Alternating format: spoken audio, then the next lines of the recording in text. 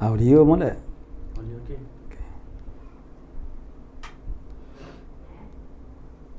Dia kalau tak pakai mic ni dia dengar juga deh.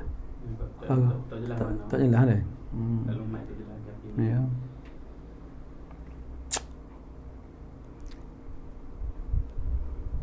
Boleh ada ni. A'udzu billahi minasy syaithanir rajim. Bismillahirrahmanirrahim. Alhamdulillahilladzi ja'ala likulli syai'in sababa bil masyiah. Wassalatu wassalam ala turjuman uluhiyyatih wa dalil wahdaniyatih Sayyidina Muhammad al-mab'uthi bibahiril mu'jizat لتأييد رسالته وتصديق هدايته وعلى آله وأصحابه وأتباعه أجمعين ولا حول ولا قوة إلا بالله العلي العظيم عدد كل حرف كتب ويكتب أبد الآبدين ودهر الداحرين اللهم فقهنا في الدين وعلمنا التأويل اللهم فقهنا في الدين وعلمنا التأويل اللهم فقهنا في الدين وعلمنا التأويل اللهم رب اشرح لي صدري ويسر لي أمري واحلل عقدة من لساني يفقهوا قولي أما بعد فقال الشيخ المؤلف رحمه الله تعالى ونفعنا بعلومه في الدارين آمين يا رب العالمين. Su'ila radhiyallahu an, ditanyai orang radhiyallahu an daripada beberapa jamaah bersalah-salahan mereka itu pada perkara iman itu, adakah ia makhluk atau bukan makhluk? Maka kata yang berkata daripada mereka itu bahawasanya ia makhluk, dan orang yang berkata bukannya makhluk berdosa. Letih lalu dah ni. Dan kata yang lainnya pula bahawasanya ia bukan makhluk, dan barang siapa berkata makhluk kufur, maka siapa yang benarnya? Ni dia panggil bagai letih belaka lah ni. Telai mati anak ni luar mati muk ni. Jadi tersepit orang panggil ni. Kok mana pun dia ada implikasi hukumnya ni. Cuma yang pertama tu yang sikit berdosa. Hak yang kedua tu jadi kafir ni. Siapa dia hak benar ni? Tu. Tidak setakat kata dia mau tak kena, salah dia mau tu ni. Gibubuh berdosa, gibubuh kufur. Letih ni. Muka surat 4, baris yang ke-7. Qala su'ila radhiyallahu an, ditanya akan radhiyallahu anhu tu Syekh Ramli. Ditanyai orang radhiyallahu anhu daripada beberapa jamaah makna puak lah, kumpulan. Bersalah-salahan mereka itu pada perkara iman itu, adakah ia tu makhluk atau bukan makhluk? Tu. Jadi ni hakikat iman itu makna makhluk ke bukan makhluk? Kalau bukan makhluk maknanya mana qadim lah, maknanya ni khaliq lah. Tu. Iman tu kena kepada Tuhan lah ni.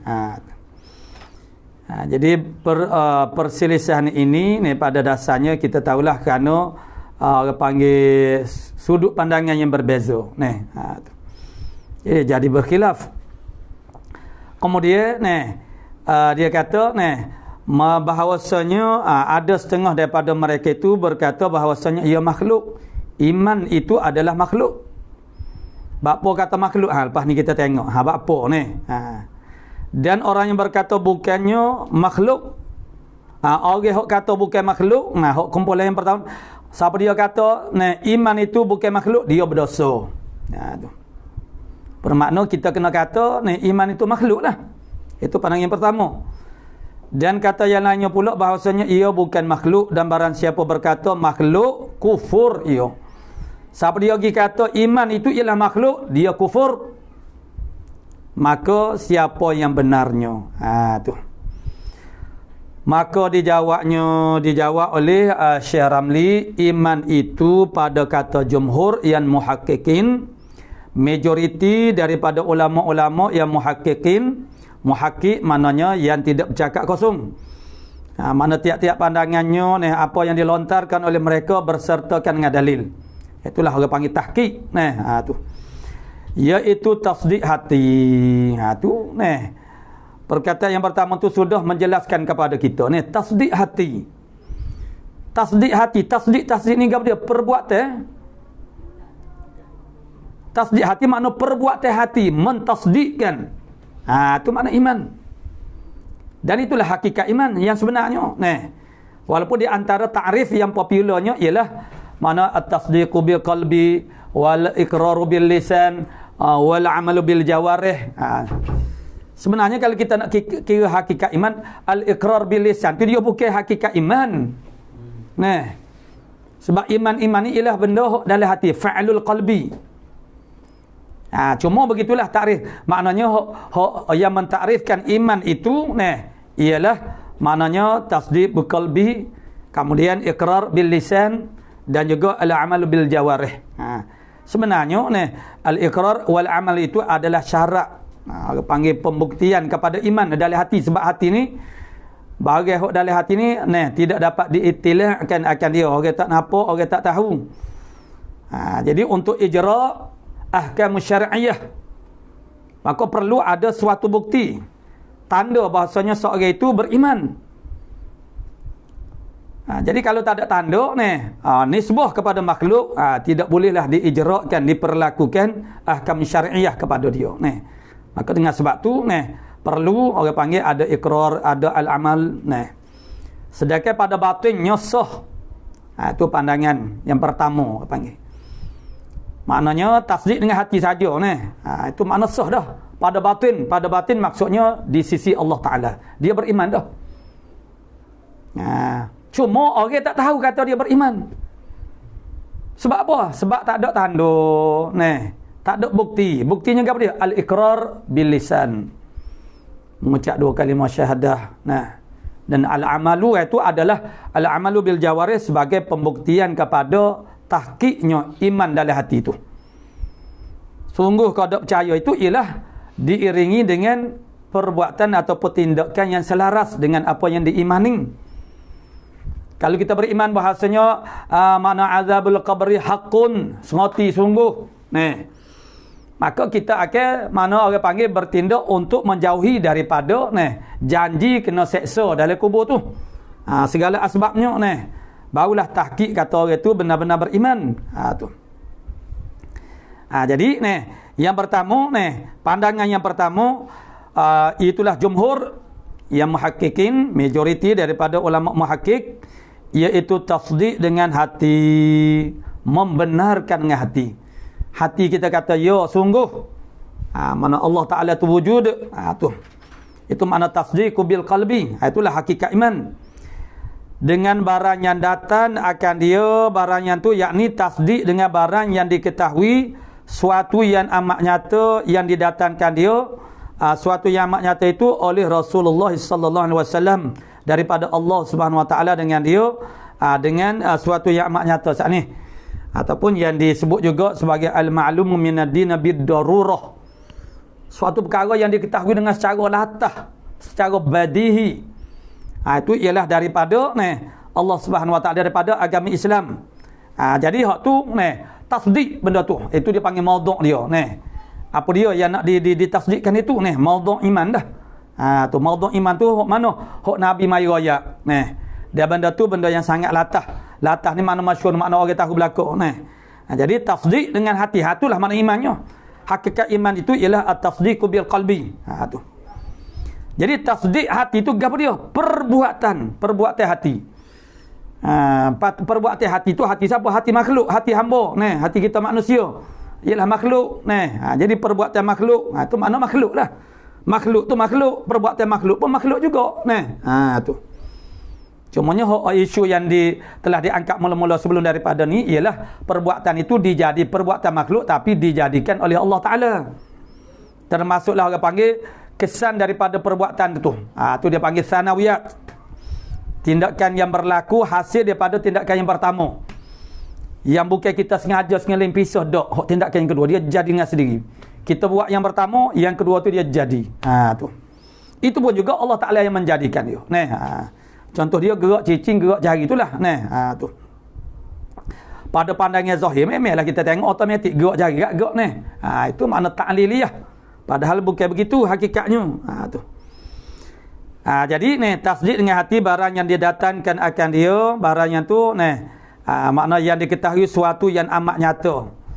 Makna yang nyata maknanya ialah daripada agama Islam. Dia tu adalah bahagia daripada agama Islam.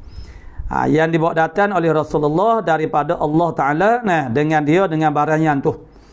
Dan ikrar dengan lidah itu satu syarat pada melakukan hukum yang pada dunia juga.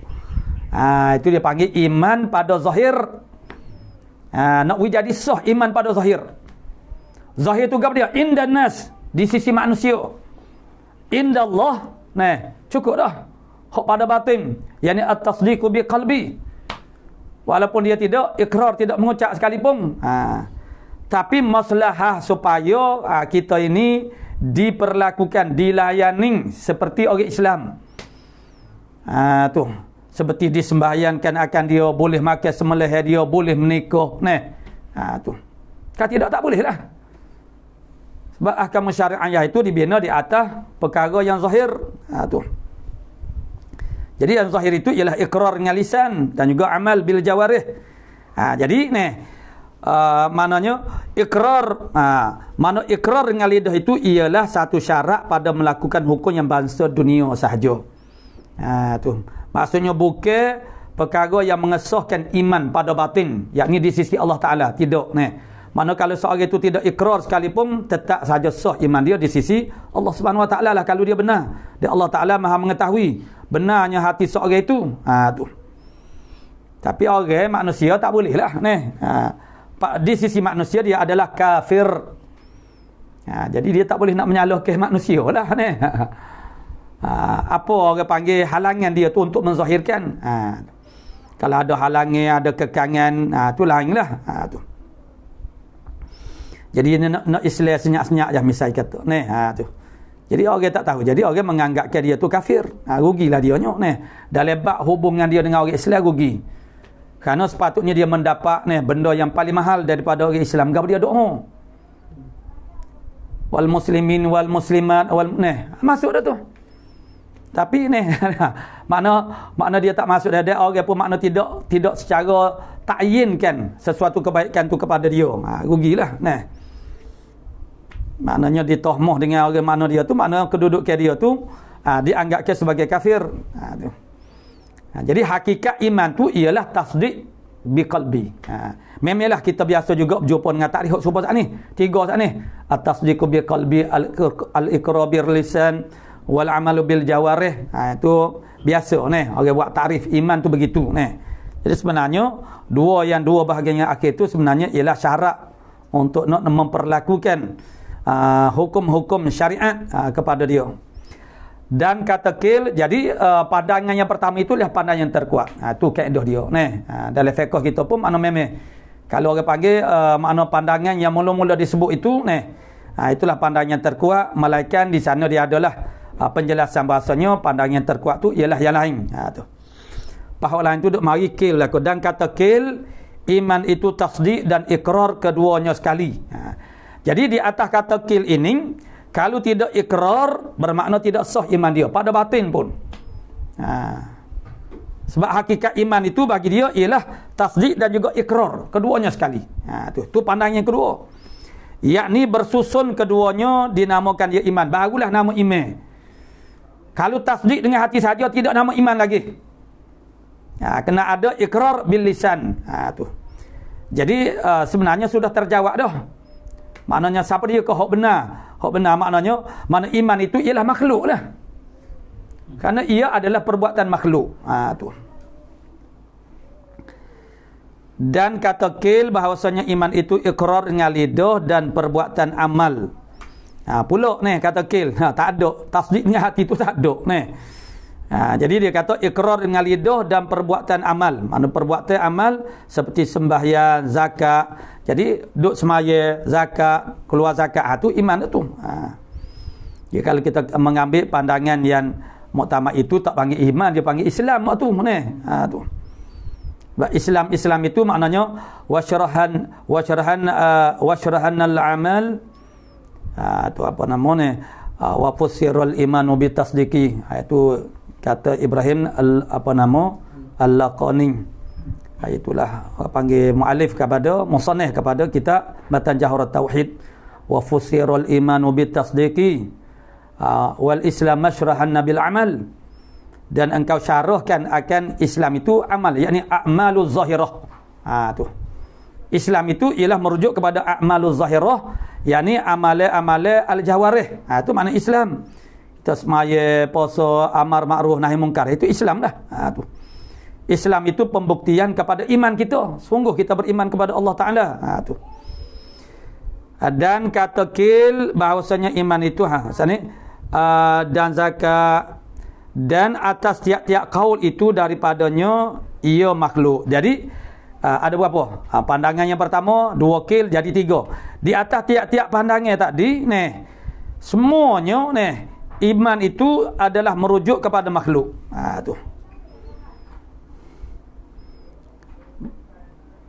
Jadi di atas tiap-tiap kaul itu, mana kaul yang pertama kemudian 2 qil yang terakhir daripada tiap-tiap kaul sani ia iman itu ialah makhluk kerana bahawasanya ia perbuatan hamba yang makhluk bagi Allah Taala.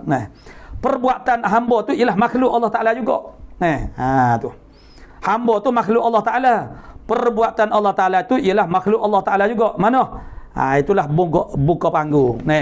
Orang panggil yang diangkat oleh muallif kita buka panggung soalan yang pertama. Soalan buka panggung iaitulah sekitar ayat wallahu khalaqakum wa ma ta'malun. Jadi ma ta'malun, kamu tu makhluk Allah Taala. Ma ta'malun, khalaqakum wa makna wa ma ta'malun khalaqa ma ta'malun. Itu takdir kalamnya. Mana Allah Ta'ala yang menjadikan apa yang kamu kerjakan. Jadi tasdik dengan hati. Gapo dia tu? Tasdik dengan hati. Perbuatan hamba. Ikrar dengan lisan. Perbuatan hamba. Beramal dengan anggota. Perbuatan hamba juga. Jadi semua tu di atas mana-mana kaul daripada 3 kaul ini. Maknanya iman itu ialah makhluk. Kerana iman itu ialah perbuatan hamba. Perbuatan hamba tu ialah makhluk bagi Allah Ta'ala juga. Hamba tu makhluk Allah Ta'ala. Tu. Perbuatan hamba tu makhluk Allah Ta'ala juga. Tu. Dan kata Abu Lais As-Samarqandi pada jawab soal. Mana jawab kepada soalan yang tersebut sini. Dia kata bahawasanya iman itu makhluk ke atau bukan makhluk. Persoalannya dikemukakan. Bermula iman itu ikrar, yakni mengucap dengan lidah hamba. Dan ia makhluk. Dan hidayah daripada Allah, iaitu perbuatan Tuhannya. Jadi ada 2. Ni iman itu dia ada 2 ni. Satunya ialah mengucap dengan lidah. Itu perbuatan hamba. Jadi yang makhluk lah. Jadi sebahagiannya yang makhluk. Sebahagian hidayah iman itu ialah hidayah Allah Taala bagi hamba. Tu pandangan dia. Tu. Jadi kena kau hidayah pula iman itu jadi hidayah Allah Taala bagi hamba sebab bagi beriman. Hidayah bagi hamba tu dipanggil sebab bagi beriman. Ialah sebab beriman hamba itu bukan diri iman. Mau telakar daripada Allah Taala, iaitu perbuatan Tuhannya. Hidayah daripada Allah Taala kepada makhluk sana, kepada hamba beriman sana. Itu perbuatan Allah Taala memberi hidayah tu. Dan iaitu bukan makhluk. Tidak makhluk kat mananya khalik lah. Jadi nampaknya iman itu dia ada dia separa lah, orang panggil separa makhluk dan bukan makhluk tu. Makhluk dengan disebutkan ikrar dengan lisan, itu makna makhluk perbuatan hamba. Dan dia juga tidak makhluk, maka jadi khalik lah. Apa? Sebab iman itu juga ialah hidayah Allah Ta'ala bagi hamba. Tu.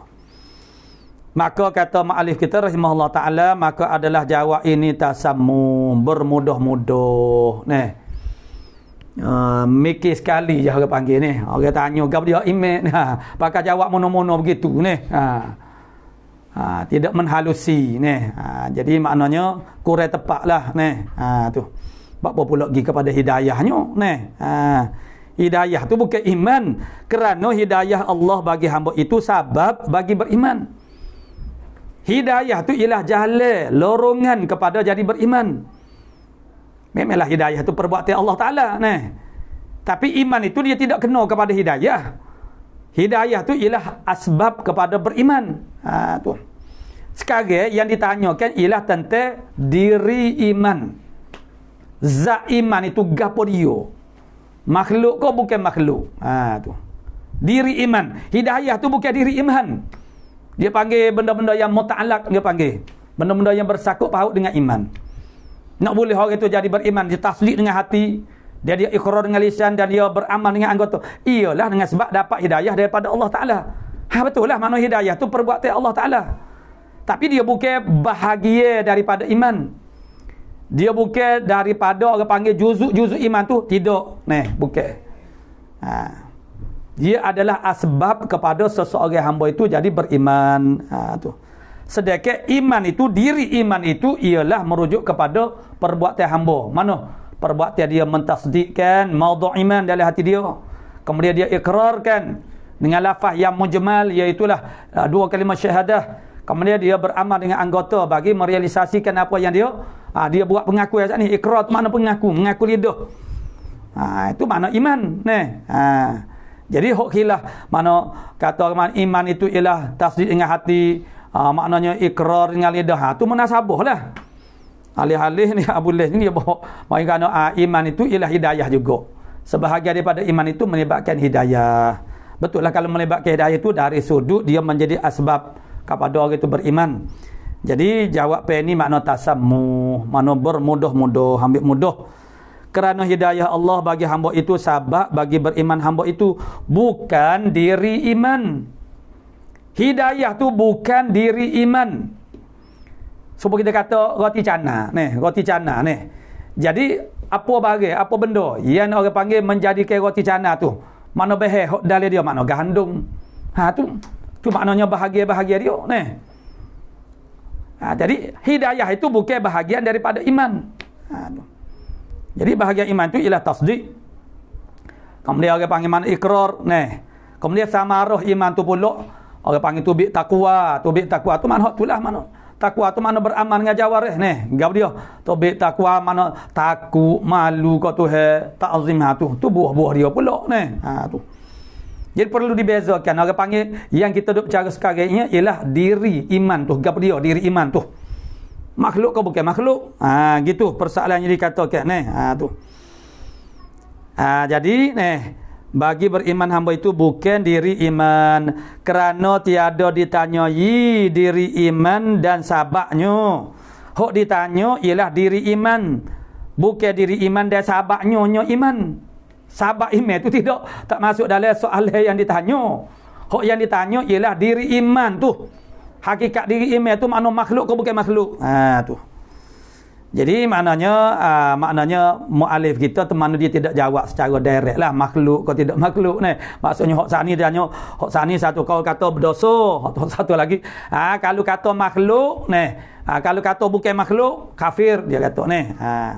Jadi makna jawapan dia kesimpulan dia ialah iman itu adalah makhluk makhluk. Jadi siapa dia kata bukan makhluk, dia kata makna berdosa. Itu implikasi hukumnya. Tapi mu'alif itu dia tidak jawablah secara sorehnya. Dia cuma jawab makhluk. Tu kadang-kadang begitulah, samalah kita sekarang pun. Kadang-kadang dia jawab tu dia tidak orang yang bertanya tu memang dia tidak akan puas hati dia orang-orang kapur memang dia nak jadi bote Tok Guru kita nak tahu jadi hok mana betul je hok berdosa kau. Tadi jawapan dia tak ada jadi kadang-kadang guru yang orang panggil bijak dia tidak sengaja dah, sengeling dah. Bukan itu isu dia, jadi siapa nak hukum kata berdosa makna kafir nah. Tu. Jadi mana dia tak jawab, maksudnya bukan itulah yang menjadi persoalan dia. Cumanya hak penting di sini ialah kita nak tahu iman itu makhluk ke bukan makhluk. Jadi jawab padianya daripada mualif kita, mana iman itu ialah makhluk. Tu. Qala musannif rahimahullah taala yang mana dah? Su'ila radhiyallahu an, ditanya akan Syekh Ramli radhiyallahu an, ditanyai pada maksiat yang jatuh daripada hamba itu, adakah ia daripada qada Allah dan qadarnya atau tiada. Ini persoalan yang sangat mudahlah, simple je ni. Tu. Maksiat yang jatuh itu kita boleh dapat dah orang panggil jawab dia dalam pengajian ilmu akidah tauhid yang biasa-biasa maksiat tu berlakunya daripada hamba tu, adakah dia tu daripada qada Allah Taala dan qadarnya, qadar maknanya perancangan takdir Allah Taala, qada pelaksanaannya atau tiada.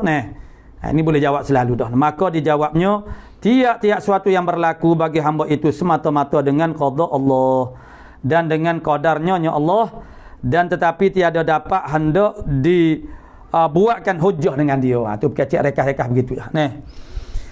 Walaupun begitu, betul lah. Maknanya maksiat yang berlaku bagi seorang hamba tu memanglah dengan qada dan qadar Allah Subhanahu Wa Taala, tapi tak lewat hujah begitu. Buat hujah sebelum daripada kita melakukan maksiat. Kita nak buat maksiat ataupun raja yang nak melakukan kezaliman kepada rakyat dia, dia buat hujah dengan kata dia bertindak sedemikian itu dengan kehendak Allah Taala, dengan qada qadar Allah Subhanahu Wa Taala, hukumnya haram, dia kecil lagi tu, berdosa. Yang keduanya ialah selepas daripada melakukan maksiat, seperti maksiat yang melibatkan jinayat ataupun jinayat. Hukum jinayat itulah masalah hudud. Untuk dia melepaskan diri dia daripada hukum hudud. Tak aci tu makna tak akil lagi, tak kena, tak akil motuke ni ni. Apa yang saya buat, saya curi ni, mana betul lah siapa ni sok berapa semua ni. Tapi semua ni siapa dia atus. Semua tu berlaku dengan qada qadar Allah Subhanahu Wa Taala. Jadi saya tak payah ganti rugilah kata awak, sebab saya semua ni berlaku dengan qada qadar Allah Subhanahu Wa Taala. Tu dia. Itu perlu dibezakan yang mana hakikat dan juga syariat. Jadi kita buat hujah gitu tu jadi berdosa pula, kerana orang panggil salah guna, ambil kesempatan. Kita nak mengelak daripada hukum, orang panggil hukum dunia nak mengelakkan daripada kena gati Jadi dia kata lagi tu memang kerana dah memang jelas dah, memang salah dia jadi kita konon-konon muka kita orang mengaji ni kan kita buat hujah lagi tu kawan tu pun pelekau atas kepala dia ada nak guna ni qadar Allah Taala juga ni. Bukan daripada pilihan saya tu. Jadi akhirnya maknanya orang boleh mempermain-mainkan tu. Sebab tu syarak dia tutup awal-awal lagi Jadi dia nak melepaskan diri daripada hukum hudud, maka dia berhujah. Dia berdosa dia buat hujah tu makna dia berdosa. Tu. Yang bolehnya ialah apabila seorang itu maknanya berhujah dengan hujah ini untuk menghindari daripada cacian manusia, kejian manusia, kerana dia tu bertaubat dah. Tapi manusia, perangai manusia ni mana boleh tengok kesilapan orang, kesalahan orang berterus tak henti-henti, duduk bergelar, duduk kata lalu dia pun kata apa yang berlaku sebelum daripada aku ni bertaubat dah daripada perbuatan tu Jadi ia berlaku pun ialah dengan qada dan qadar Allah Subhanahu Wa Taala. Aku menyesal, aku insaf dah. Jadi boleh dia buat hujah lagi tu.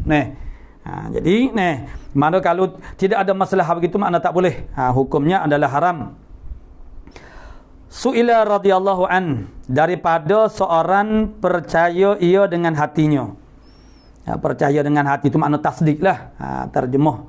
Mana percaya ia dengan hatinya seorang, dan tiada ia mengikrarkan dengan lidahnya, tak kata asyhadu an la ilaha illallah wa asyhadu anna muhammadar rasulullah. Apa dia dah dengan dua kalimah tu dia masuk belaka dah.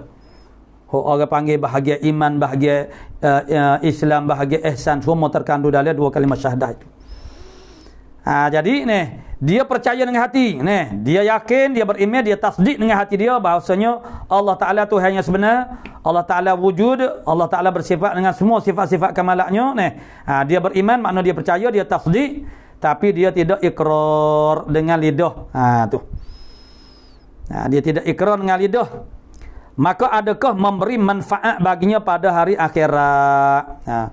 Memberi manfaat pada hari akhirat itu dia panggil sah iman pada batin ataupun sah iman di sisi Allah Subhanahu Wa Taala. Jadi manfaat tu dia ada di akhirat dan juga di dunia. Jadi nak tanyanya, dia beriman, dia tasdik dengan hati tapi dia tidak ikrar. Adakah itu memberi manfaat di akhirat kelak? Atau tiada? Dan adakah difarakkan pada yang demikian itu antara yang dapat ia atau yang tiada dapat mengikrarkan dia? Adakah di sana ada suatu isu lain pula, maksudnya ada farak, maksudnya orang yang bakpo dia tidak ikrar kerana ada kekangan-kekangan yang tertentu, kerana ada hambatan-hambatan yang tertentu, ada keuzuran, dia tak boleh nak ikrar sebab akan membawa kepada risiko ancaman nyawa misalnya. Adakah itu dibezakan dengan orang yang tak ada apa-apa halangi, saja-saja dia aja tak si ikrar dengan lidah? Itu persoalannya dikemukakan. Adakah di sana ada tafsil, dia panggil fihi tafsilun, maksudnya ada farak, maksudnya orang panggil dari segi dunianya memanglah orang panggil tidak ada manfaat, sebabnya orang panggil kerana orang tidak tahu dia tu beriman kepada Allah Ta'ala. Tapi adakah difarakkan antara orang yang ada keuzuran untuk mengikrarkan lidah dengan orang yang tidak ada keuzuran, sahaja-sahaja dia aja tak si ikrar dengan lidah? Maka dijawabnya oleh Syekh Ramli dengan bahawasanya ia mukmin pada Allah Taala, dia beriman pada Allah Taala, makna pada batin. Dia beriman, sah iman dia di sisi Allah Taala. Sebab itulah mana pandangan yang kuatnya, hakikat iman itu ialah at-tasdiqu bil qalbi. Ikrar itu ialah syarat untuk ijra'ul ahkamil syar'iyyah. Itu saja. Jadi sah bahawasanya ia mukmin pada Allah Taala kerana kita jalankan atas kata ikrar itu syarat melakukan hukum dunia juga. Hukum dunia juga tu maksudnya ahkam syar'iyyah lah. Jadi ikrar itu untuk boleh, maknanya kita memperlakukan hukum-hukum Islam di atas diri dia. Bukan orang panggil syarat sah iman di sisi Allah Ta'ala, tidak. Iman dia di sisi Allah Ta'ala sah dah. Itu dia panggil iman pada batin, mana pada Allah Subhanahu Wa Ta'ala. Ini maksudnya memberi manfaat. Mana dia tasdik dengan hati saja tapi dia tidak ikrar, jadi ada manfaat sebab iman dia di sisi Allah Ta'ala tu sah. Cuma manfaat di dunianya tak ada lah. Tu dia supaya ni lah maknanya benda orang tak tahu. Kita ada kebolehan, orang tak tahu kita ada kebolehan. Jadi mana kita layak untuk satu-satu perkara tapi orang tak tahu. Jadi dari segi zahirnya jadi sia lah, tak dapat manfaat lah. Jadi dengan sebab itu makna ialah bukan semua benda perlu dizahirkan. Ada benda yang tidak perlu dizahirkan. Sebagaimana para sahabat, mereka menyembunyikan kefakiran mereka sehingga kan dianggapkan mereka tu kaya-kaya. Dengan sebab tu bantuan tak siapa misalnya. Dengan sebab apa? Minat ta'afuf, mereka menahan diri daripada meminta-minta kepada manusia. Itu dia panggil ketinggian akhlak. Maka dia menyembunyikan hakikat diri mereka. Yang susah tu. Tu. Ni kaya raya duk mitok dulu memang dia miskin. Hasil daripada pendapatan mitok dia jadi kaya raya. Tapi dia masih lagi menzahirkan. Itu berpura-pura miskin. Tu. Menipu. Tu. Qala musannifu rahimahullah taala. Jadi hilang sokmo ni. Maknanya kena ada satu alat lagi kena letak. Kena ada satu alat lagi kena letak. Jadi hilang sokmo ni. Mana ni? Akhirat atau tiada? Antara betul lah hilang ni. Maka dia jawab, dia dah atau tiada, betul dah.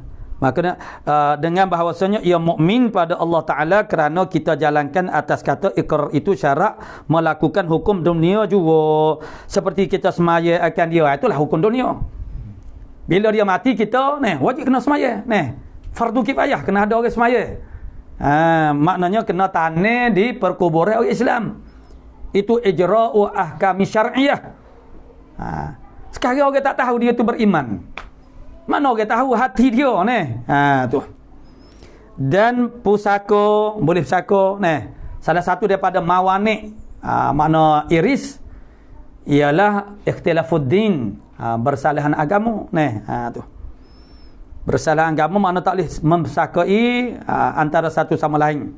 Dan berkahwin dengan orang Islam dan lainnya seperti sembelihannya kita makan dia orang panggil hatta kepada kita hadiah, maknanya makan kita tak makan kerana anggap kita dia tu kafir tu.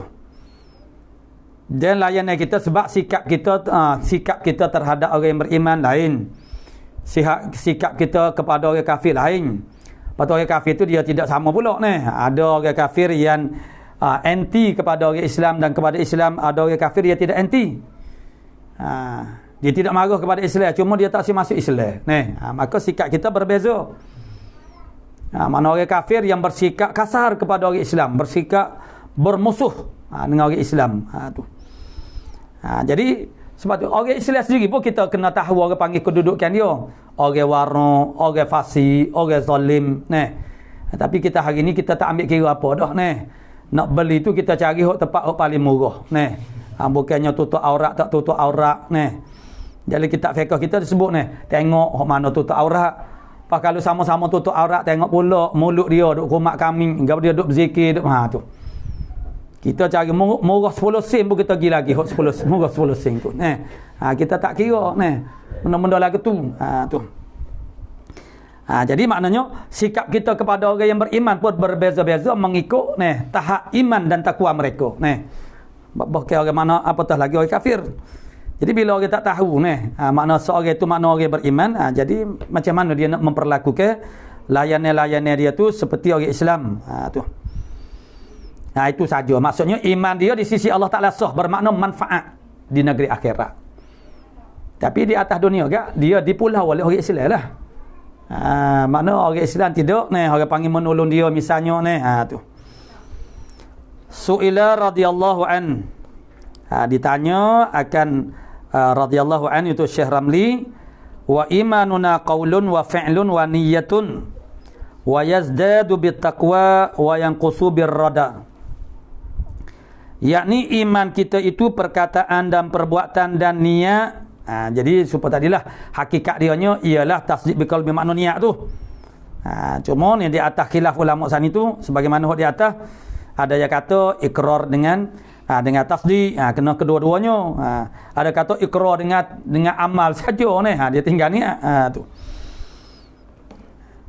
Jadi iman kita itu dia perkataan, perbuatan dan niat. Bertambah ia dengan takut akan Allah Taala dan kurang ia dengan maksiat. Tu. Yalah kada lagu tu. Iman kita boleh bertambah dan boleh berkurang. Di situ pun dia ada isu dah. Ada khilaf mana iman Hanafi, dia kata iman mana bertambah berkurang. Duk sebab tu lah ya iman. Imam Syafi'i kata mana yazdadu wa yanqus. Iman itu boleh bertambah dan boleh berkurang. Tapi akhirnya rupa-rupanya ini dia panggil khilaful lafziyun, khilaf lafzi. Sebab yang dimaksudkan oleh Imam Hanafi tak bertambah tak berkurang itulah diri iman nak bertambah berkurang lagi mana? Mana beriman kepada Allah, beriman kepada Rasul, banyak-banyak tu jelah. Tapi apa Imam Syafi'i kata bertambah berkurang, maksud dianya ialah kekuatan iman itu. Tenaga iman itu boleh bertambah boleh berkurang. Supalah kita kata tak ada bateri, tak ada bateri itu. Mana nak pinjam telefon tinggal telefon tak boleh, tak ada bateri. Ya Allah kamu tak, kalau tak ada bateri tak kamu duk bawa telefon. Mana nak tengok? Dia pun ambil kopek belakang dia tengok. Ni hanya menipu belah awak. Memanglah bateri tu ada diri bateri. Hok tak ada tu maksud ialah cas dia, tenaga dia. Bateri, zat bateri tu ada lah. Tapi tenaga dia tak ada. Cas dia tak ada. Begitu juga iman. Iman tu ada. Beriman kepada Allah, beriman kepada hari akhirat. Tetapi kekuatan iman itu tak ada. Tu. Tenaga iman tak ada. Bila tenaga iman tak ada, nak tahan syahwat nafsu tu tak boleh lah.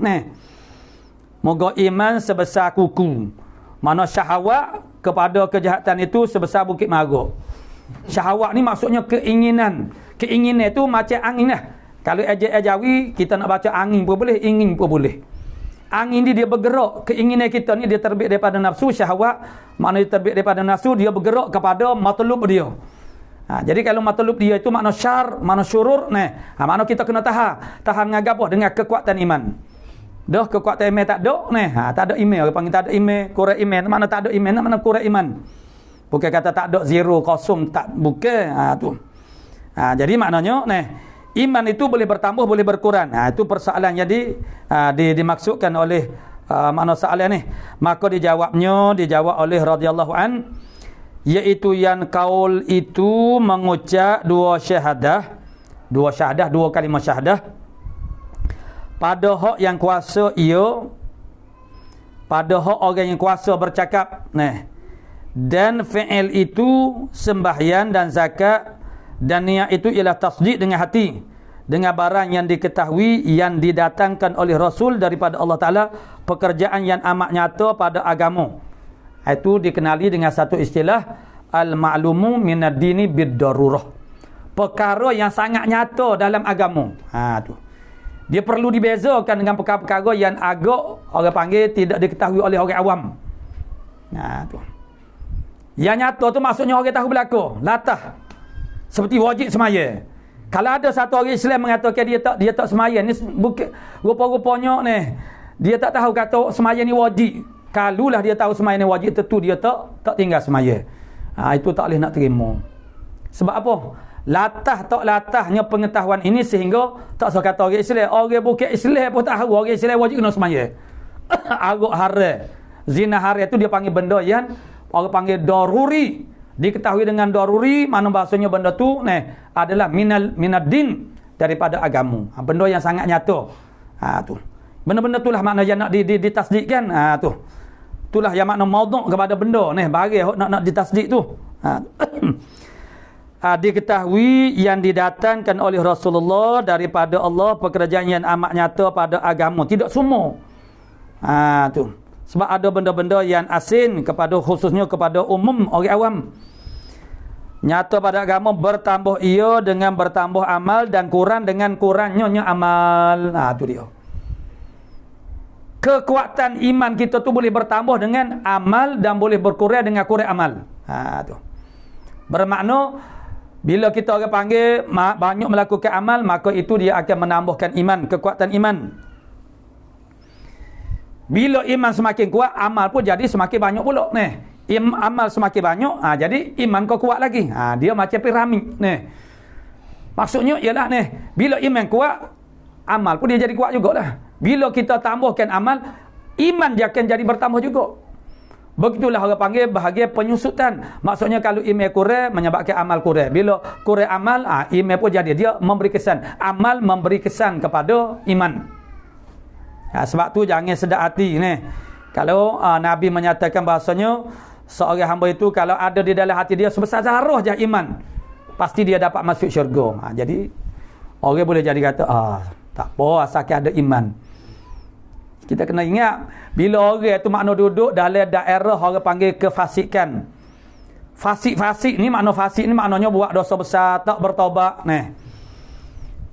Fasik ni ambil daripada fasako, maksud dia kupas kulit. Fasik ni makna kupas kulit.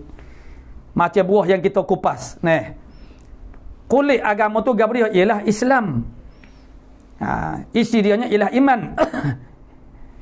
Isi ialah iman.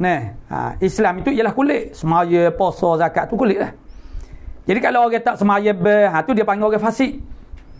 Orang fasik ni bermaknanya kulit Islam tu tak ada. Maka terdedahlah iman isi itu kepada bahaya-bahaya yang boleh merosakkan iman. Sebagaimana kita ambil contoh buah apple. Buah pisang ni misalnya. Buah apple kita kupas kulit dia. Buah pisang kita koyak kulit dia. Kita koyak pagi, nak makan petang. Jawab dia beruk ni. Buah apple tu ni lepas asar nak makan. Lepas subuh tu koyak. Nak makan lepas asar beruk dah. Ni. Ataupun orang panggil buah pisang beruk. Ni.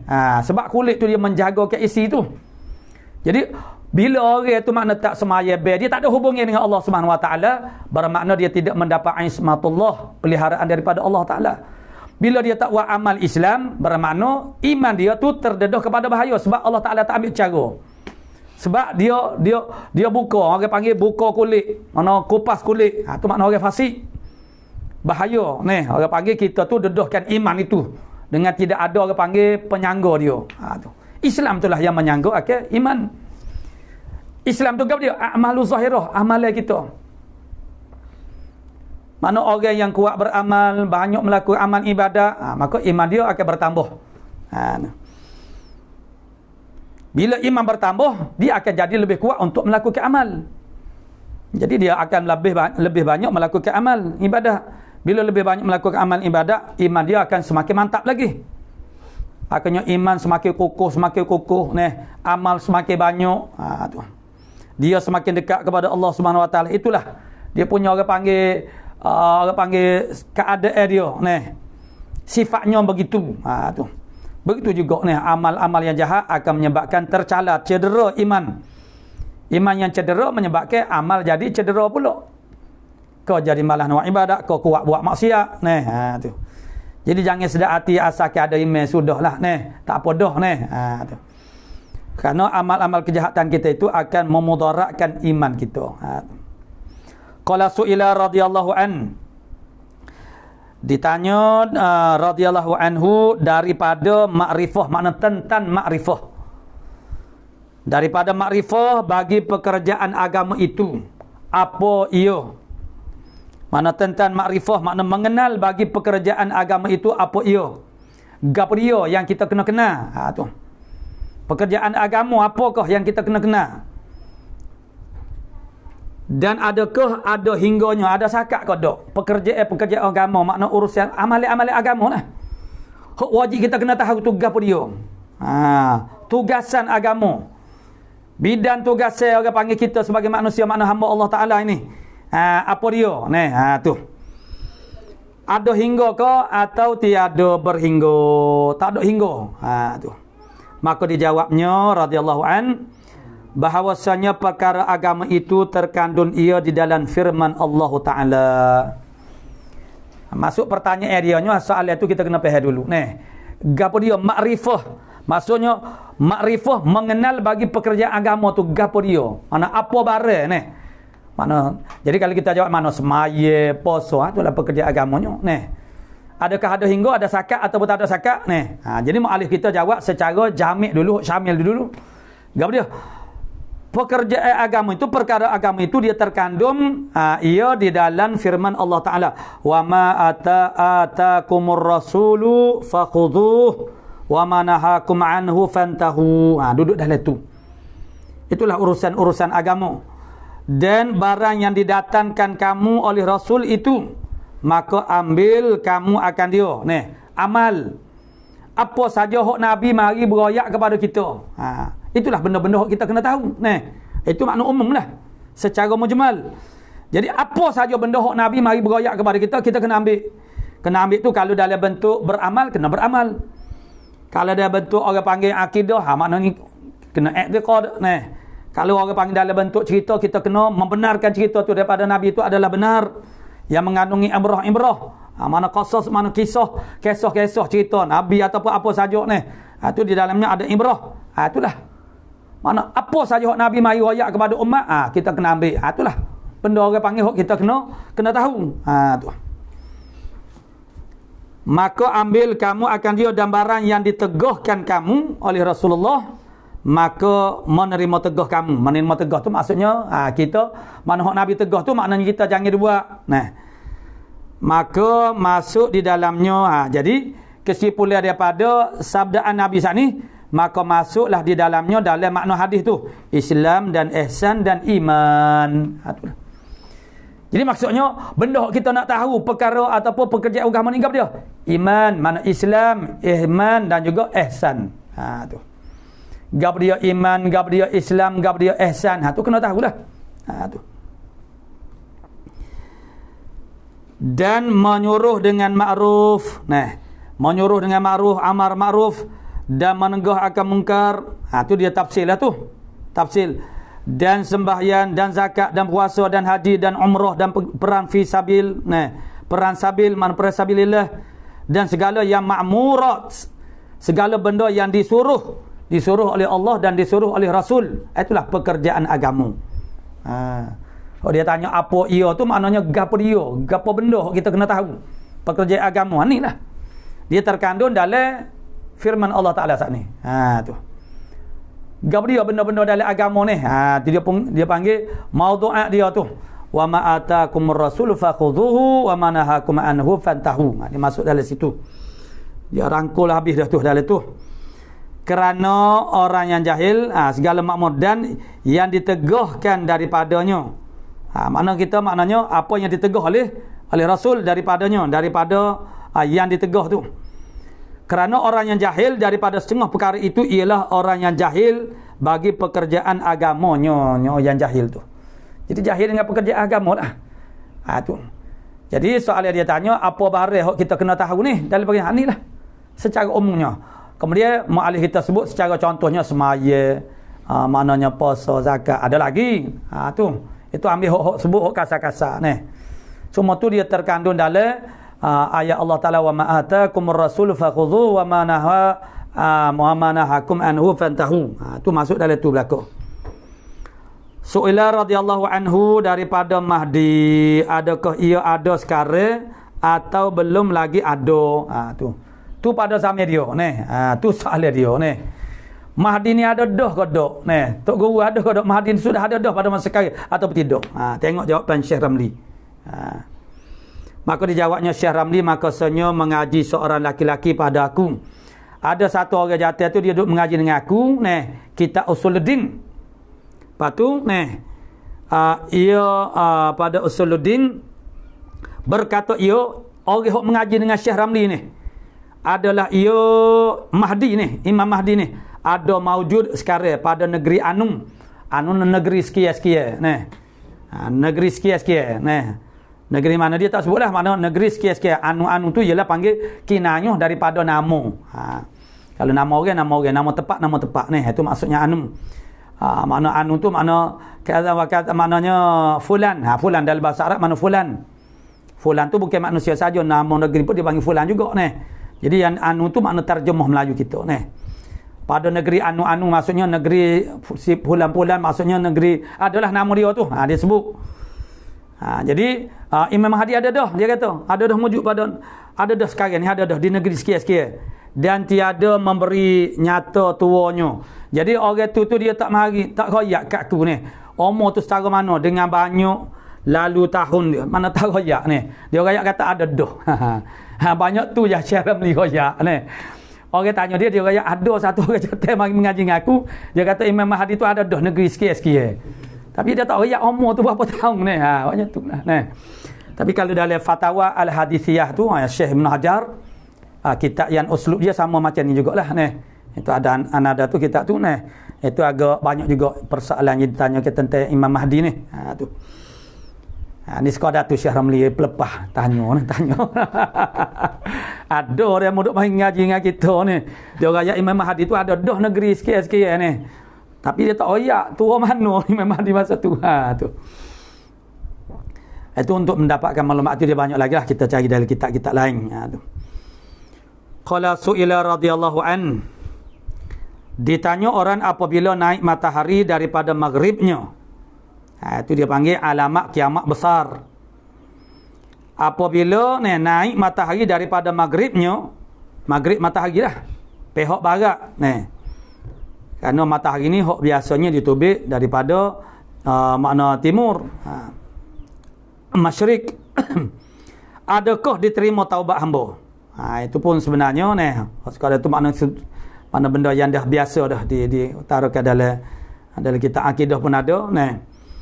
Adakah diterima taubat hamba apabila ia taubat, dan adakah terima Islam kafir masa tu baru nak masuk Islam, atau tiada, ataupun tak diterima taubat dan tidak diterima Islam orang kafir. Dan adakah dinaikkan amal yang soleh kepada Allah Ta'ala masa tu, dan adakah wajib puasa Ramadan. Kalau berlaku kejadian seumpama tu pada bulan Ramadan, wajib kena puasa ke tak? Dan wajib semaya atas orang yang Islamnya. Orang Islam wajib puasa, wajib semaya ke tak? Maka jika ada kamu kata dengan yang demikian, maka betapa mengerjakan dia semaya tu mereka itu. Dah matahari naik kau sebelah bagak. Nak semaya zuhur lagu mana? Nak semaya asar lagu mana ni? Jadi baiklah kita kata tak wajib selesai ni. Kalau kata wajib juga kena rayaklah kaifiah, tak ada pasal-pasal ni. Kena mikir banyak tu.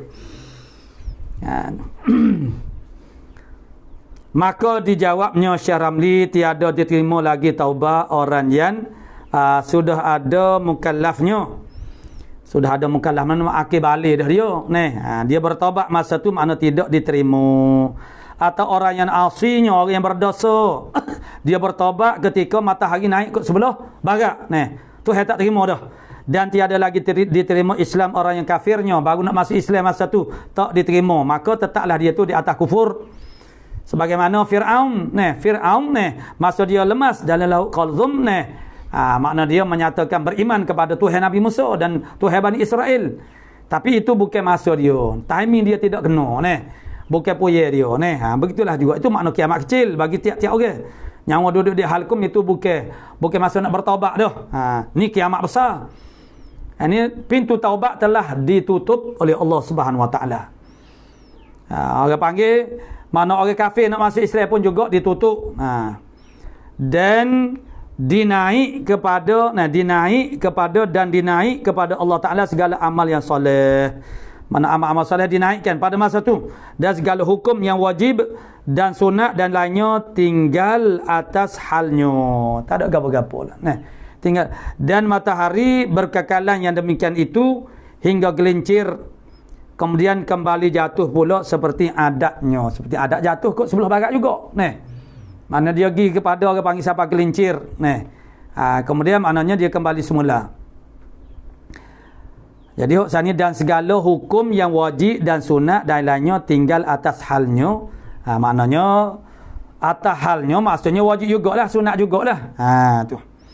Kemudian kaifiat dia saat itu, itulah jawab dia, matahari itu berkekalan yang demikian itu sehinggalah gelincir. Kemudian dia kembali jatuh pula seperti adatnya. Seperti adatnya dia kembali kepada orang panggil jatuh ke sebelah barat jugalah. Tu. Su'ila radhiyallahu anhu dari firman, makna tentang firman Allah. Tu makna dari firman, makna tentang firman Allah Ta'ala. Wa ma asabakum min musibatin fabima kasabat aydikum. Dan barang yang mengena akan kamu daripada musibah ataupun bala itu, maka dengan sebab barang yang dikerjakan dosa oleh tangan kamu. Apa saja musibah bala yang turun kepada kita manusia ni dengan sebab tangan kita, usaha tangan kita. Tu. Itu makna jelas sebab itulah orang beriman ni makna dia tidak nana apa pun yang berlaku sebab dia sudah ada jawapan semua perkara yang berlaku tu. Jelas bahawasanya jadi dikerjakan dosa itu oleh tangan kamu, bahawasanya disakiti akan anbiya. Jadi nabi-nabi pun kalau kena turun musibah, turun bala tu kena juga. Apa pula Nabi ni ada dosa ke? Nabi ni maksum, mana ada dosa?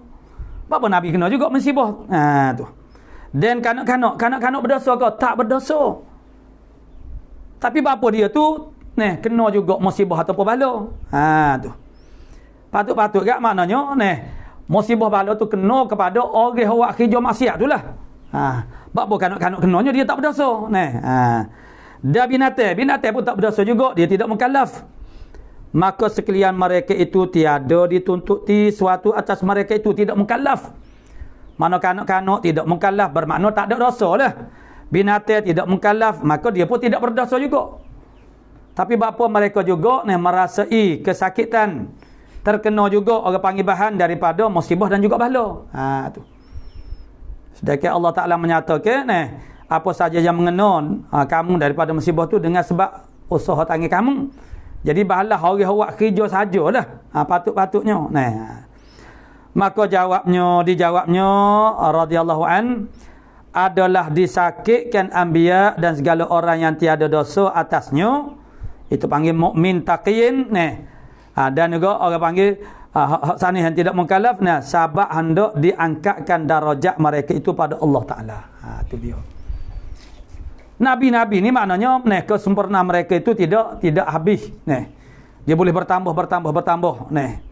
Tidak sebagaimana kesempurnaan Allah Subhanahu Wa Taala. Jadi maknanya supaya bertambah martabat mereka, darajat mereka, maqam mereka di sisi Allah Subhanahu Wa Taala. Tak sih kau pakak ni. Atas dunia je kita nak kepada pakak. Pangkat akhirat tak sih. Itulah bodohnya kita ni. Tidakkah atas dunia apa yang dikehendaki, yang dimahukan oleh manusia dalam kehidupannya? Pangkat, harta, kemasyhuran. Pitih banyak harta, banyak, aset harta banyak, tak sahu, tak sedap. Dia kena popular Popular, glamour, sahu poket kosong, tak sedap juga. Tu. Tak ada pakak sahu tapi tak ada pakak, tak sedap juga. Tu di antara benda yang orang panggil menjadi kelobaan manusia. Pakak, bila ada pakak atas dunia, kalau orang ada pakak lagu mana? Orang ada pakak mana dia buat kerja serupa je dengan orang lain apa orang kan gaji kawan tu 3,000, mana dia 15,000. Adakah yang 3,000 itu seakan query, mana ini tidak ada, tak aci buat kerja sama-sama 8 je. Tak ada orang balas tu sebab semua orang tahu diri, kualiti diri. Tu. Kau ada orang gaji 3,000 dia query tak aci jadi maknanya itu hak dunia akhirat pun lagu tu juga 2 rakaat orang yang warak misalnya kita ambil tak sah ambil pakak warak lah, ambil pakak pakak ustaz lah 2 bulan lagi Boleh lagi.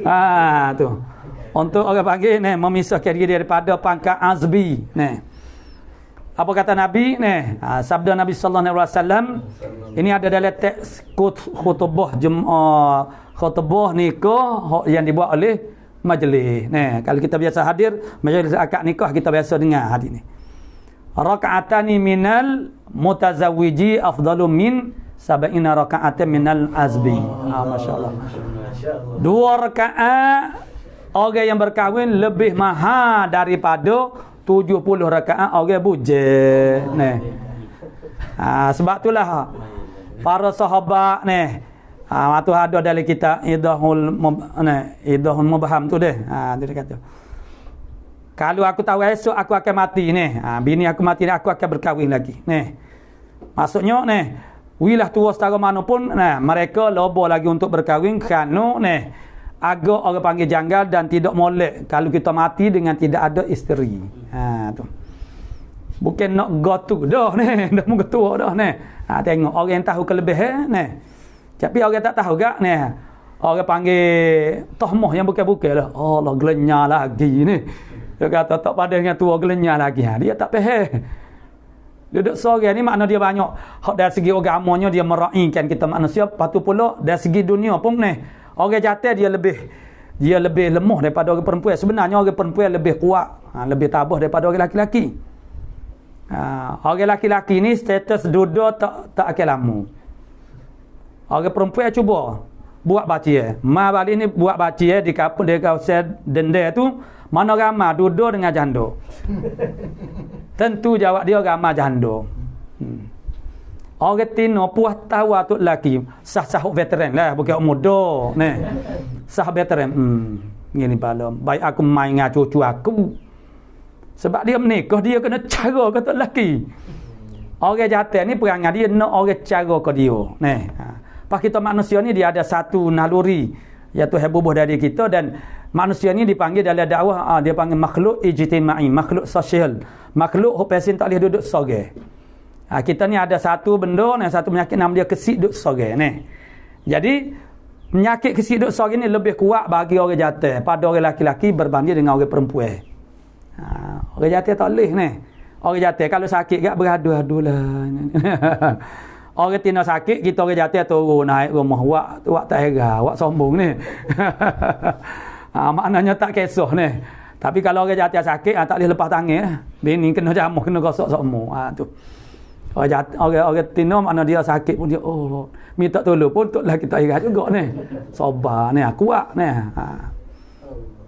Dia makna dia boleh, makna duduk sorang. Orang jatuh tak boleh. Sebab tu dalam fiqh kita pun dia ada dalam bab munakahah ada babul i'faf, membaikkan nafsu ayah. Maksudnya apabila ni ibu kita meninggal dunia ni, kalau ayah kita nak bini kita kena usahalah ni. Ini orang panggil marah pula, lari pula ni, menentai pula. Tu. Menentai ni. Sedangkan anak tidak akan mampu untuk memberikan apa panggil sesuatu yang boleh diberikan oleh pasangan ni. Tak serupa anak ramah ni, cucu ramah ni, tak payah bini lah ayah ni. Lain anak lain, ni pasangan lain. Tu. Tu nak ayat kata pakak, orang ada pakak dengan tak ada pakak ni. Tidak menguntungkan ni. Maknanya 2 rakaat orang yang berkahwin lebih mahal, lebih afdal daripada 70 rakaat orang yang bujang ni. Kita bukannya kita orang akhir zaman ni bukan rajin buat ibadat berlaku ni. Siapa-siapa dia pun ni malah berlaku ni. Tu. Yang berasa rajin kerana kita melihat orang zaman kita. Tapi bila kita baca kisah-kisah orang zaman dahulu dari segi ibadat, kita akan rasa malu ni. Kita ni hampir mana-mana tak ada sekarang ni. Hampir orang panggil ni. Tak ada gapo sekarang kita nak banding orang ni. Hujung kuku pun tidak. Ibadat kita nak ayat kata malah. Sekadar buat hak wajib bagi hak sunat sikit-sikit begitu jelah ni. Lebar dah tu. Tu. Jadi mana pakak, mana warung, orang yang warung, ibadat mana dalam kita Jauhar Maknum, Syarah Jauhar Maknum, itu ada satu ungkapan ni. Pada orang panggil muallifnya ni, mana qalilul amali ma'al wara'i kathir. Sedikit amal serta warung banyak. Kathirul amali bidunil wara'i, mana bidunihi qalil. Banyak orang ibadat tapi tuai tak warung sedikit. Tu.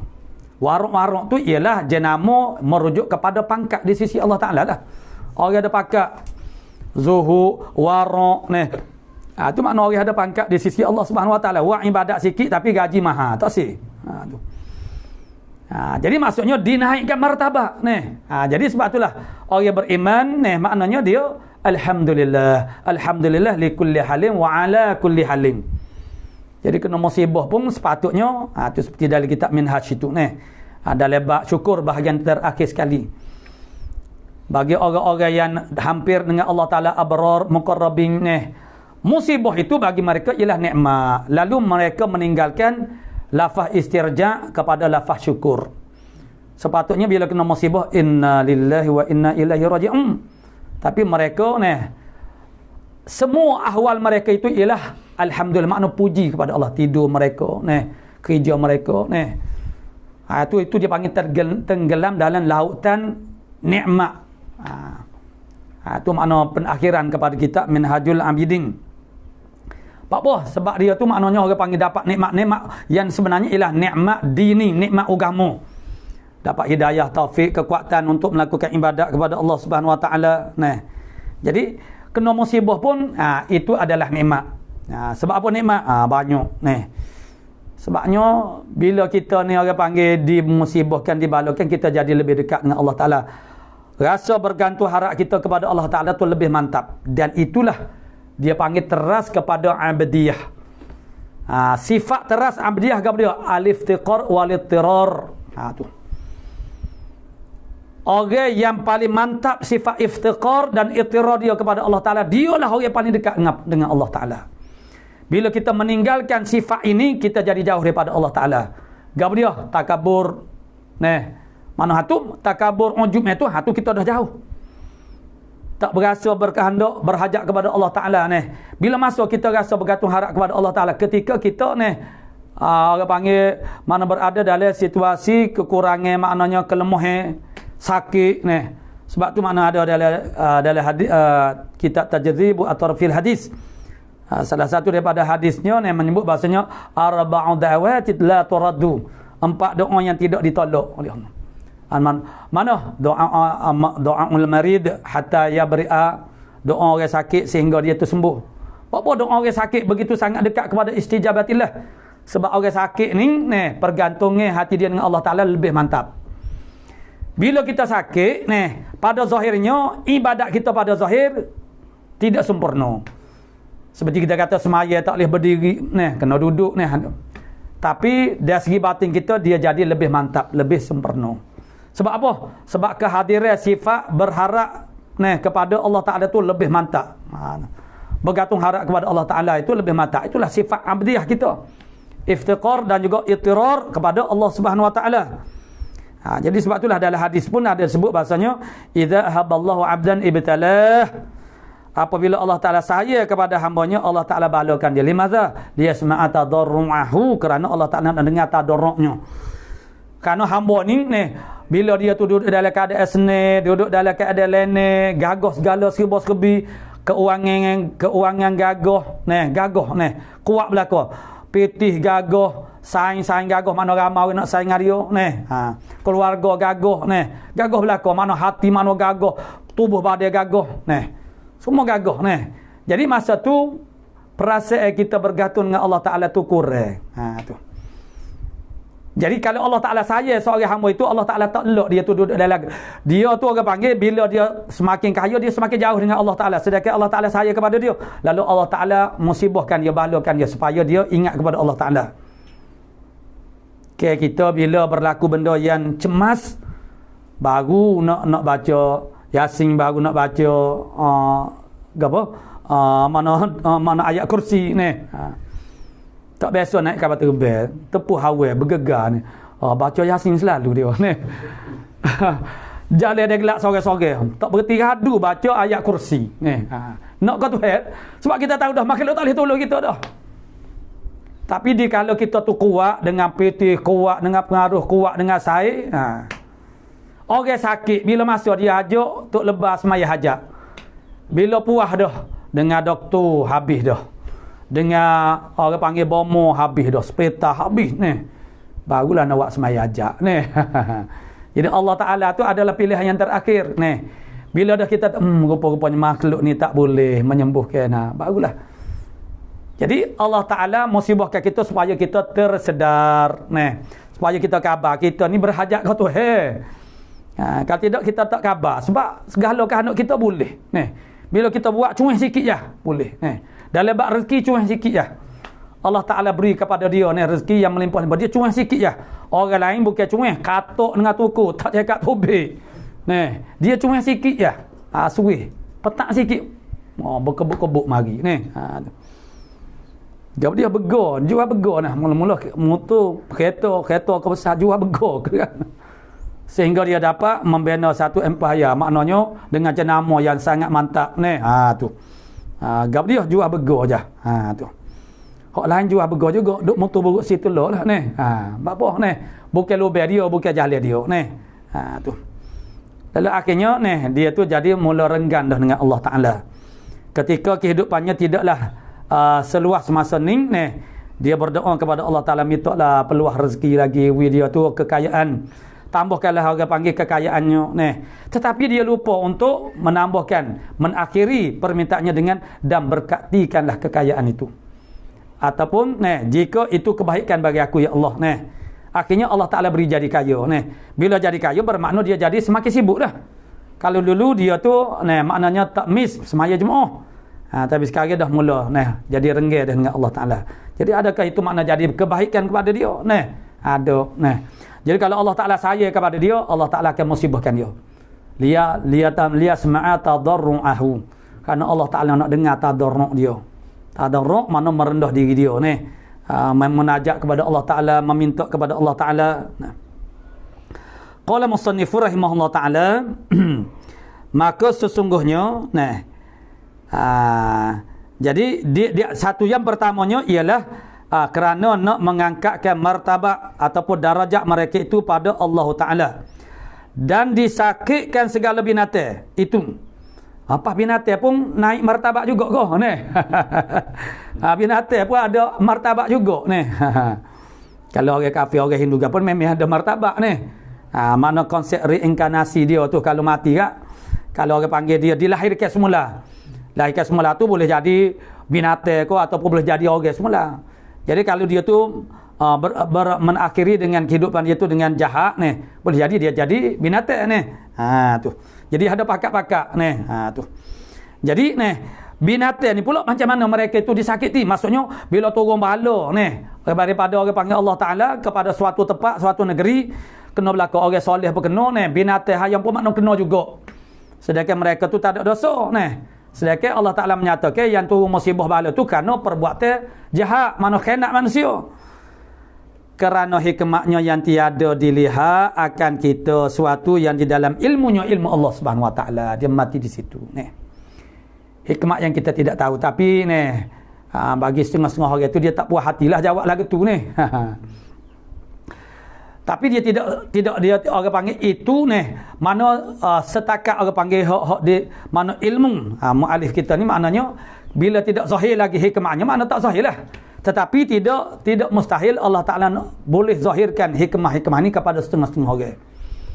Untuk Allah Ta'ala pilih seseorang itu untuk diinkishafkan kepadanya, dibukakan bakpo ni. Binatang pun duk kena sakit juga ni. Padahal binatang ni tak khianat ni. Binatang tak boleh kita nak kata jahat ni. Mana-mana khianat, mana melakukan maksiat duk ni. Kalau Tuhan nak beri kepada seseorang itu mengerti hikmah daripada apa yang berlaku, Tuhan boleh jadi ni. Tapi seumumnya jawapannya beginilah, maknanya kerana hikmah yang kita ni tidak tahu, maknanya itu makna kita tak mampu untuk menjangkau melampaui ilmu Allah Subhanahu Wa Taala. Makna beradu sekat tu. Maka sesungguhnya bahawasanya Allah Taala itu menjadikan kejadian pada hari kiamat dan dimasukkan mereka itu di dalam syurga dengan tiada amalnya. Tu. Itu pun kita kena faham. Kita masuk syurga, orang-orang masuk syurga itu bukan dengan sebab amal dia. Maksud dengan bukan dengan sebab tu bukan sepadan dengan amal dia. Dia panggil bukan muqabalah, berimbalan dengan amal dia tu tidak. Sebab kalau berimbalan dengan amalan kita macam kita duk sewa homestay, chalet sikit-sikit harga. Jadi kita nak masuk syurga Allah Subhanahu Wa Taala satu malam aja kita nak bermukim, maknanya mana duduk dalam syurga Allah Taala dengan orang panggil bayarannya ialah pahala-pahala yang kita himpunkan daripada seluruh amal kita sepanjang hayat kita. Tak cukup lagi pahala untuk satu malam. Tu. Permano bukan dengan sebab orang panggil amal yang kita buat tetapi tiada amalnya suatu dan dijadikan kejadiannya dimasukkan akan mereka itu dalam neraka, tiada lagi kesalahannya, maka ialah di dalam neraka tiada lagi kesalahannya. Maknanya kesalahan hamba yang masuk neraka tu kalau nak kira pada patut dengan orang panggil kesalahan dia, orang yang masuk neraka dengan sebab dia tu buat dosa, dia buat dosa tu lama mana? Jangka hayat dia lama mana? 80 tahun. 80 tahun je dia buat dosa ke Tuhannya. Dia derhaka kepada Allah Taala. Tapi apa abadan sarmadan. Tu. Itu sebab dia ada sesuatu yang lain, itu masalah niat. Orang beriman masuk syurga selama-lamanya, padahal dia buat amal 90 tahun 80 tahun je. Kerana niat dia kalau dia dihidupkan 1000 tahun pun dia nak amal kebajikan, mana ke ibadat 1000 tahun. Orang kafir pun balas tu juga Jadi dibalas itu bukan dengan muqabalah berimbalan. Macam kalau kita kata duit 3 riyal tu muqabalah dia gula sekilo misalnya. Orang jual 3 kilo tu makna muqabalah tu. Jadi maknanya Tuhan balas itu bukan dengan qadar, tapi kerana orang panggil niat dia, maka ialah hakim yang maha bijaksana. Allah Taala yang maha mengetahui apa-apa hikmah kejadian. Lagi pula khabir yang mengetahui secara mendalami. Hakim yang bijaksana makna yang tidak tersalah pada pilihan dia dan perbuatan dia. Allah Ta'ala tidak tersalah pada perbuatan dia. Lagi la yus'alu amma yaf'alu wa hum yus'alun. Itu mati awah dengan ayat ni. Tapi bagi mereka yang belum lagi tertarbiyah dengan ilmu Islam, maka dengan tarbiyah iman, memanglah dia tak boleh nak terima lagi lah. Sebab anak sebut dah kemarin ataupun kemarin dulu bahasanya zaman kita sekarang ni untuk orang boleh terima apa saja, perlu kita memuaskan akal fikiran mereka. Sesuatu yang munasabah pada akal. Tu. Jadi bagi orang yang sudah beriman mantapnya cukup dah. La yus'alu amma yaf'alu. Tak boleh ditanya daripada apa yang dia berbuat. Wa hum yus'alun. Hak yang kita kena bosnya, hak yang kita kena bimbangnya ialah kita ni ditanya oleh Allah Taala. Apa saja yang kita buat ni? Kita bini ke, makna kita bekerja ke, kita buat ibadat dengan Tuhan tanya ni. Itu yang perlu kita risaukan. Nak jawab kepada Allah Subhanahu Wa Taala. Tu. Jadi tak usah duduk kacau, tak usah duduk tebil lah. Apa ni? Oh tak acil lah lagu tu makna lembu ni, menata makna hayawan-hayawan ni. Dia tak ada dosa ni. Patut-patut tak kena ni. Tak usah duduk kacau mikirlah bagi tu. Tidak orang panggil tidak ditaklifkan kita mikir benda belagu. Ni. Tapi bahasa perangai manusia lagu itulah benda hak tak kena mikir, hak dilarang kita memikir, hak tu dia nak fikir juga. Benda hak disuruh untuk berfikir, kita tidak berfikir. Tu. Qala su'ila radhiyallahu anhu ila akhir wallahu subhanahu wa ta'ala a'lamu bis-shawab. Khabir mengetahui secara mendalami. Ya, kerana kalau alim tu tahu secara meluas. Ya, dia kerana sifat ilmu ni dia dua. Dalam dan luas. Nah tu. Kalau alim dia panggil latah ilmu. Ilmu kita manusia pun lagu tu juga. Setengah orang tu dia tahu sibuk. Semua perkara dia tahu berlaku. Tu dia panggil. Sehingga orang kecek tajuk berapa pun dia boleh berjapuk berlaku. Dia tahu sibuk. Tapi pengetahuan dia tu tidak mendalami. Apabila orang berbicara dengan lebih dalam, dia senyaklah, terkedulah dia. Senyak. Cuma dia tahu sikit-sikit, semua perkara dia tahu berlaku. Tu mana alim. Pengetahuan secara mendalam, setengah orang tu pengetahuan dia tidak luas sangat. Tetapi ada bahagian-bahagian pengetahuan dia ataupun ilmu dia yang sangat mendalami. Dengan sebab tu bila orang buah bak cicing dia duduk dia. Dia tak tahu bak cicing. Orang bercara bak go tu macam-macam lah bercaranya. Bila orang bercara tu kena dengan tajuk mana benda dia sangat mahir, bila dia berkecek, dia buka mulut, semua orang pakat telefon terang. Oh, hebatnya ni. Dia pakar benda tu lah ni. Tu. Jadi kesempurnaan ilmu itu maksudnya luas dan juga dalam. A'udzubillahi minasyaitonirrajim. Bismillahirrahmanirrahim. Alhamdulillahilladzi nahmaduhu wa nastaghfiruh wa na'udzu billahi min syururi anfusina wa min sayyiati a'malina. Faman yahdihillahu fala mudilla lahu wa man yudlil. Amma ba'd, faqala Syekh al-muallif rahimahullah ta'ala wa nafa'ana bi ulumihi fid dharain amin ya rabbal alamin. Kita masuk tajuk baru al-i'tibar wal mutaba'atu wasyawahidu wal afrad. Ini insya-Allah hari Ahad ni kita nak baca secara berlagu ni. Ambil daripada mulanya, Ustaz lah dah usahakan dia untuk susunkan dia buat dalam lampiran kertas.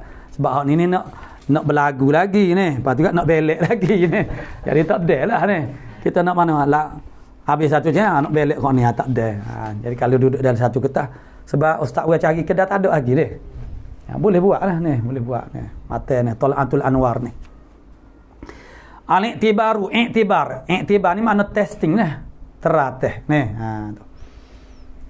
Maknanya suatu hadis itu dicari dalam pelbagai kitab-kitab hadis. Nombor satu sekali dalam hadis-hadis kitab-kitab sunan. Ada kodok dia punya penyokong dia tu. Tu. Perbuatan cari, orang panggil penyokong-penyokong kepada rawi yang meriwayatkan hadis itu. Tu dia panggil i'tibar. Tes macam nak teh madu asli ke madu tiru. Tu i'tibar. Tu. Wal mutaba'at itu makna sokongan kepada hadis tu. Wasyawahid, makna hadis tu ada syawahid, ada mutaba'ah. Wal afrad, tu. Wal afrad makna ketunggalan lah. Al-i'tibaru, al-i'tibar tak masuk lagi mata ni. Wa al-i'tibaru huwa wasilatun. I'tibar ni apa dia? Ialah wasilah. I'tibar ni ialah wasilah. Maknanya medium ataupun wadah lima rifatil mutaba'ati wa syawahidi. Satu kaedah, satu metod, satu cara untuk nak kenal mutaba'at dan juga syawahid. Tu. Gap dia mutaba'at, syawahid, lepas ni dia sebut. Jadi iktibar tu ialah teh uji. Tu. Satu kaedah untuk mengetahui rawi hadis itu mana ada hadis itu ada mutaba'ah ke tidak, ada syawahid ke tidak. Tu. Wal mutaba'ati bi fathil muwahhadah. Hal kauniha, hal keadaannya mutaba'ah itu makru'atan dibacakan dia dengan fathah, akan difathahkan akan muwahhadah yang bertitik satu. Mana bertitik satu? Ba. Al mutaba'ah sebab boleh dibaca mutabi'at. Nah, mutabi'at boleh baca ni. Jadi dengan sebab tu dia dobitkan, orang panggil baris dia. Syakal dia makna bi fathil muwahhadah. Jam'u mutaba'atin, jamak kepada mutaba'ah. Wahya dan iaitu wasyawahidu yufidani at-taqwiyatah. Wahya al-mutaba'ah ni dan juga syawahid memberi faedah akan taqwiyah, menguatkan. Maknanya hadis tu makna lemah tapi ada syawahid, ada mutaba'ah, maka hadis itu jadi kuat dah. Jadi ifadah daripada mutaba'at dan juga syawahid ialah at-taqwiyah. Kemudian nak tahu hadis itu ada syawahid ke ada mutaba'ah, itu i'tibar. I'tibar, ujian, tes. Wal afrad jam'u fardin. Afrad itu jamak fard. Fard mana ghairi lah. Perorangan yang meriwayatkan hadis itu. Kalau wasairu lil hadithi kul yusyariku rawihi aw syaikhan lidzaka saliku al-i'tibaru in yakun mujami'u fil lafzi fahwa syahidun wa tabi'u. Dia fahwa wahwa, dia biasanya dia mati ataupun wahuwa, begitu. Syai'in dia datang dengan kedatangan begitu biasanya. Qala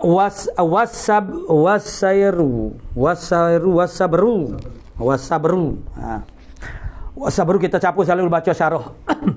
Wasabru al-ikhtibar. Apa makna sabru? Makna ikhtibar. Ikhtibar ni maknanya tes lah, ujian. Testing. Wasabru lil hadis. Mana al-ikhtibar lil hadis, mana uji hadis tu. Hadis mana? Al-maznuni tafarruduh. Hadis yang disangka ke tafarru'nya hadis. Hadis ini disangka ke tafarrud. Maka diiktibarkan dia. Iktibar tu makna sabru, mana ikhtibar, mana tes dia, makna cari dalam kitab-kitab hadis. Dalam jami' mana dalam kitab sunan, dalam orang panggil mu'jam, dalam musnad, kitab-kitab musnad ni. Ada ke tak? Ni. Disangka ke hadis itu ni tafarruq, rupa-rupanya ada syawahid dia. Ni. Tu. Sebab tu jangan bergaduh ni. Tu. Maka usaha ini dipanggil sebagai al-i'tibar. Tu. Hal lahu aslum am la? Adakah baginya asal atau tidak? Asal ni ialah sanad lah. La aslalah, tak ada asal baginya, makna tak ada sanad langsung. Tak ada sanad langsung. Tak ada asal bagi hadis ni. Tak ada sanad. Sedangkan orang panggil hadis itu maknanya ialah iktibarkan ilmu, itu makna iktibar kepada sanad. Tu. Tepat sandari istinad dia ialah kepada sanad. Jadi kalau tak ada sanad, tak boleh nak berpegang lah. Jadi as-sabru lil hadis, sabru itu masuk ikhtibar, uji bagi hadis itu. Hadis yang disangka ke dia tu tafarruq dan tidak ada, adakah dia tu ada asal atau tidak? Bi an yunzara fid dawawina, dengan bahawa ditilik di dalam dawawin, dewan-dewan tu maksudnya kitab-kitab hadis. Fid dawawina al-mubawwabati, mana di dalam dewan-dewan yang dibuat bab seperti kitab-kitab sunan. Kitab-kitab sunan tu dia buat susunan secara tabwib bab. Sebab itu mudah kita nak cari hadis-hadis dia. Wal musnadati, kitab-kitab musnad seperti musnad Imam Ahmad. Tu umpama. Wal ma'ajim dan kitab-kitab mu'jam hadis. Cari. Tengok dari tu. Mana sunan sitah. Mula-mula sunan dulu. Tengok dalam Jami' Sahih Bukhari. Tengok dalam Jami' Muslim. Tu. Jadi kalau ni mudah deh. Kalau Jami' dulu cuba kita bayarkan ni. Tu. Cari ni seperti kitab Bukhari saja 7,000 lebih hadis ni. Muslim pun lagu tu juga. Ataupun dengan iktibarkan mukarrar. Maknanya 4,000 lebih je. Tu. Pak kita hadis yang lain pula ni. Tu. Ai allati ulifat ala hurufil mu'jamin. Tu ai tu tafsir kepada ma'ajim. Ma'ajim tu lagu mana kita hadis ma'ajim ni? Tu jamak dia ni. Yang disusun akan ma'ajim itu ala hurufil mu'jam, di atas huruf mu'jam. Manakal jami'is saghir lisuyuti. Seperti jami' saghir bagi Imam Suyuti. Tu. Dia mengikut abjad huruf hijaiyah Arabi lah. Tu. Itu ma'ajim itu dia ada passion dia pula, mana dia tak sama. Tartib huruf itu maksud dia ialah rawi. Kadang-kadang makna permulaan matan hadis tu bermula dengan hamzah. Tu. Dan kadang-kadang mengikut tartib afdaliyah. Seperti Abu Bakar, yang paling afdal manusia makna Abu Bakar. Lepas tu siapa dia? Saidina Umar. Tu. Tartib juga Jadi wasabrul lil hadis ni hal yusyariku, adakah musyarakah ay yutabi'u menyokon rawiyahu akarawinya hadis yang disangka ke tafarruq sani. Makna sokong kepada rawi tu ada penyokong.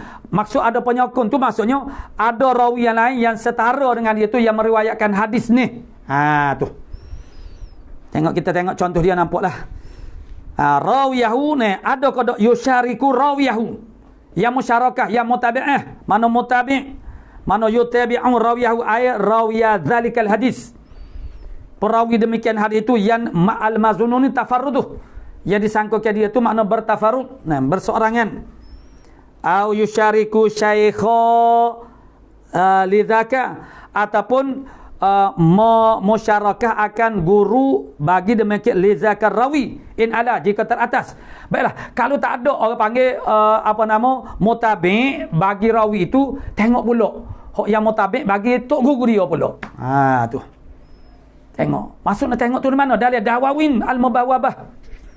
Dewan-dewan Mubawwabah itu makna kitab-kitab sunan. Tu. Ni usaha pencarian. Itulah maknanya yang dikata sebagai al-i'tibar. Al-i'tibar atau wasabru tu. Salikun rawihi au syaikhun lidzaka salikun. Jadi salikun huwa fa'ilun syariku. Maknanya adakah musyarakah oleh salikun, oleh satu salik. Tu. Salik ni bukan salik dalam ilmu tasawuf tu. Tu. Ai hal yusyariku al-syaraka dzalika rawiya au syaikhah, adakah musyarakah akan demikian tu rawi ataupun tok guru kepada rawi saat itu. Syakhsun salikun, maksudnya satu orang yang salik, yang berjalan dengan orang panggil periwayatan hadis, yasluhu yang patut an yukharraja hadithuhu, yang patut, yang soleh, yang patut, yang wajar bahawa dikeluarkan, ditakhrijkan akan hadisnya. Lil i'tibari bih, bagi nak iktibar dengannya, dengan hadis dia tu. Ada juga orang panggil hadis ataupun orang yang tidak soleh bagi iktibar. Tu. Maksudnya dia tu lemah, dia dhaif. Dia tu lemah, rawi tu dhaif. Tapi dhaif dia pun dia boleh tolong lagi. Tu rawi yang disangka ke tafarrud. Sebab apa? Sebab dhaif dia tu tidak teruk sangat. Kalau orang panggil tayammum tu agak boleh tapu lagi. Kalau dah tak boleh tapu tu, makna pemain kata kena tukar tiup lah. Tapu lah juga. Lagu mana dia ajar pemain tapu, hatu napu tu. Moga cari luah panjang ni.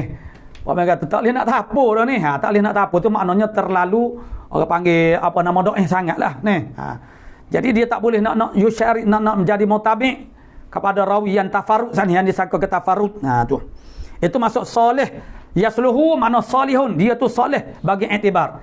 Ini kita akan lihat di dalam tajuk maratibit tajrih. Martabat tajrih luka. Tajrih makna luka, makna dhaif. Dia ada 5 martabat. Ada nombor 1 sampai nombor 5 ni. Tu. Jadi hok boleh buat iktibar ini hok duduk hok nombor berapa ni? Tu. Hok yang tersangat dhaif. Sangat dhaif itu dia kira hok paling dhaif itu nombor 1, 2, 3, nombor 4, 5 tu. Kau ada maknanya boleh buat iktibar ke tu.